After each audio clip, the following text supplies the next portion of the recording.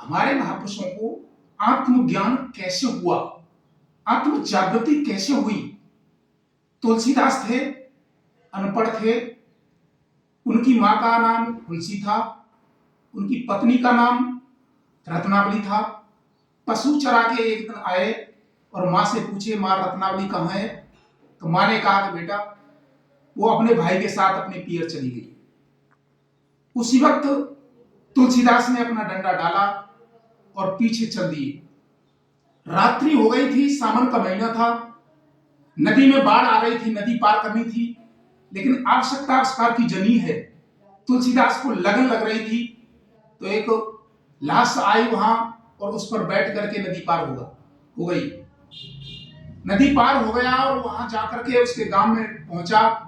उसके घर के पीछे जाकर के वहां देखा तो महापुरुष कहते हैं कि रज्जु में भ्रांति सर्प की होती है, लेकिन तुलसीदास को सर्प में रज्जु की भ्रांति हुई और उस सर्प को पकड़ के ऊपर चढ़ गया।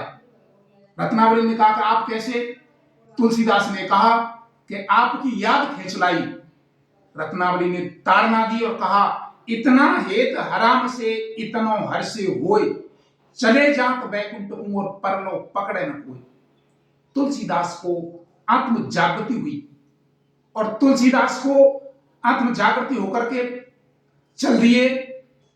प्रयागराज के घाट पे बही संतन की भीड़, तुलसीदास चंदन घिसे और तिलक करें रघुवीर। तुलसीदास को साक्षात परमात्मा भगवान राम के दर्शन हुए, विवेक जागृति हुई और एक महापुरुष कहलाए।